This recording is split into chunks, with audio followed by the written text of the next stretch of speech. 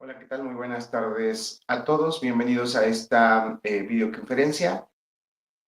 Soy el alumno Eusebio Silva Rivera, soy de la ciudad de Puebla. Actualmente me encuentro estudiando el doctorado en Ciencias de la Investigación de la Actividad Física y del Deporte en el Instituto de Estudios Superiores de Ingeniería Educativa y actualmente estoy cursando la asignatura de Prevención de Lesiones por Déficit Musculoesquelético, Desarrollo de un Modelo Sistemático de Intervención, impartida por el doctor Javier Eduardo Rojas Figueroa.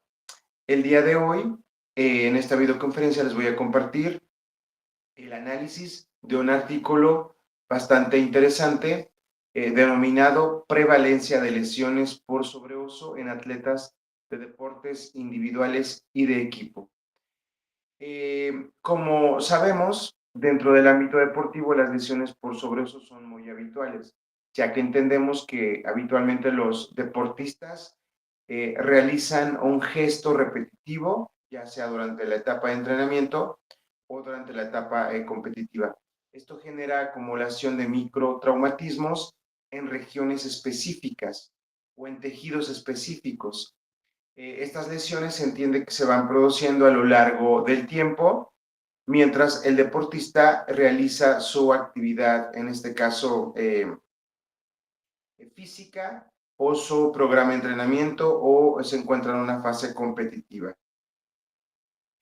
El presente artículo se trata de una revisión sistemática donde se incluye metaanálisis y este metaanálisis también se realizó bajo observaciones o recomendaciones Gray. La presente investigación analiza la prevalencia de lesiones por sobreuso en deportes y compara la incidencia entre lo que sería la práctica de deportes que se practican o se realizan de forma individual y deportes que se realizan en equipo. La búsqueda fue realizada en base de datos de Medline, Embase, Sport Discourse y Sinal. La fecha de inclusión abarcó hasta febrero del 2021. La búsqueda de los estudios tomó ciertos criterios de búsqueda muy específicos, utilizando palabras como lesiones por sobreuso en población deportiva.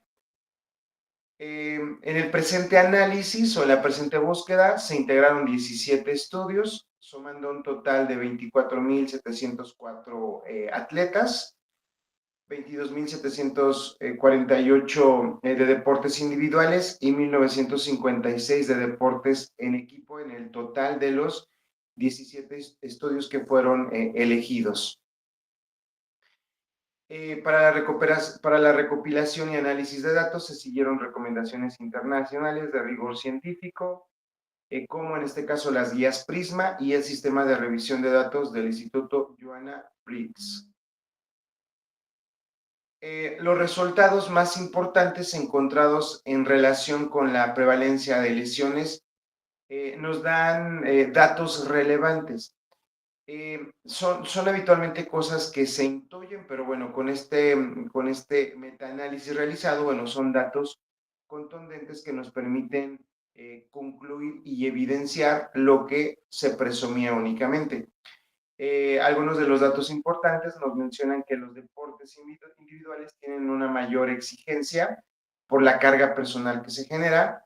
Los deportes grupales, donde de alguna forma el hecho de distribuir una serie de funciones deportivas, pues disminuye esta carga y este nivel de exigencia. Otro de los datos importantes que se obtuvieron fue que la prevalencia de lesiones para deportes individuales fue del 42%, mientras que en deportes de equipo fue del 33%. Aquí hay una gran diferencia, ¿no? Lo que ya habíamos comentado, que en deportes individuales pues hay un mayor índice de lesiones versus aquellos deportes que se practican en equipo. Existe una serie de factores, como por ejemplo en los deportes individuales, factores como la carga física y los mecanismos repetitivos, bueno, pues contribuyen al aumento básicamente de estas lesiones. Pues se entiende que una sola persona, un solo individuo, pues va a reproducir muchas veces el mismo gesto deportivo. Bien. Los deportistas que trabajan de forma grupal tienden a tener una menor distribución de funciones físicas, que pues esto hace que habitualmente disminuya la carga. Y la cantidad de mecanismos repetitivos, pues por ende, en los equipos grupales, pues también disminuye.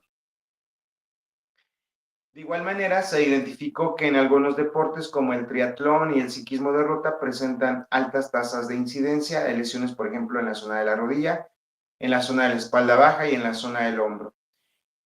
Otro elemento importante que consideró este estudio fue un análisis de sensibilidad, es decir, si la prevalencia variaba, se variaba según las áreas afectadas, es decir, qué articulaciones eran más sensibles a presentar este tipo de lesiones, dependiendo obviamente del deporte que se practicara en específico.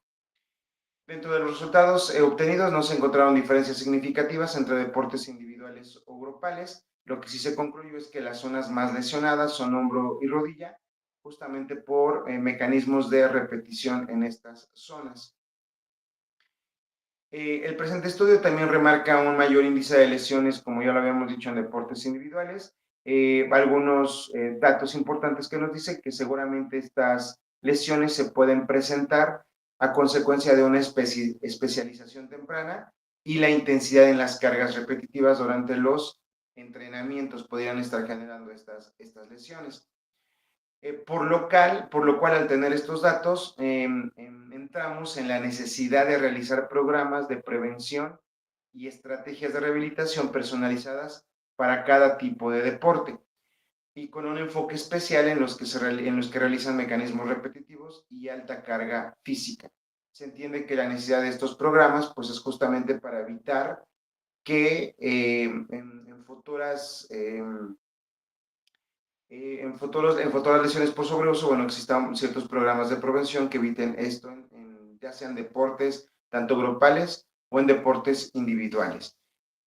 Como ya habíamos mencionado con anterioridad, estos artículos que nos están dando estos resultados fueron seleccionados mediante recomendaciones GRADE, ¿no? Recordemos que el sistema GRADE nos da la fiabilidad y la calidad de la evidencia, que habitualmente se puede clasificar en evidencia en alta o baja, dependiendo de dónde provengan los estudios, es decir, esto se hace tanto en estudios experimentales como en estudios observacionales.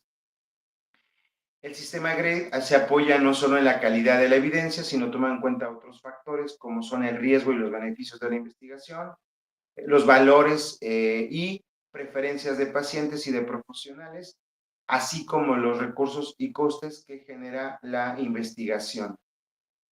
De acuerdo con las recomendaciones GRADE, la calificación que obtuvo este metaanálisis para la prevalencia de periodo fue moderada, con una evidencia útil, aunque se entiende que en futuras investigaciones, pues esta información pudiera cambiar. Y otro elemento importante es que la calificación, de acuerdo a GRADE, de esta información, pues fue moderada, con la evidencia que se está ofreciendo. Los estudios evaluados, o bueno, mejor dicho, ¿por qué se obtuvo esta calificación de moderada? Bueno, porque los estudios evaluados presentaron sesgos metodológicos, especialmente en la selección de muestra. El tamaño de la muestra se menciona también que no es el adecuado. Y la precisión de los métodos de medición de las lesiones, pues tampoco es el adecuado.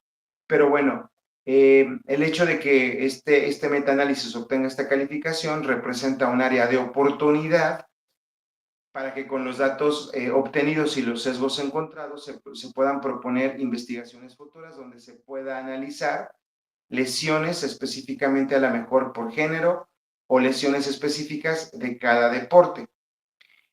Otro elemento importante que se podría modificar, se podría cambiar es la definición estándar por sobreuso y herramientas que realicen una medición más uniforme.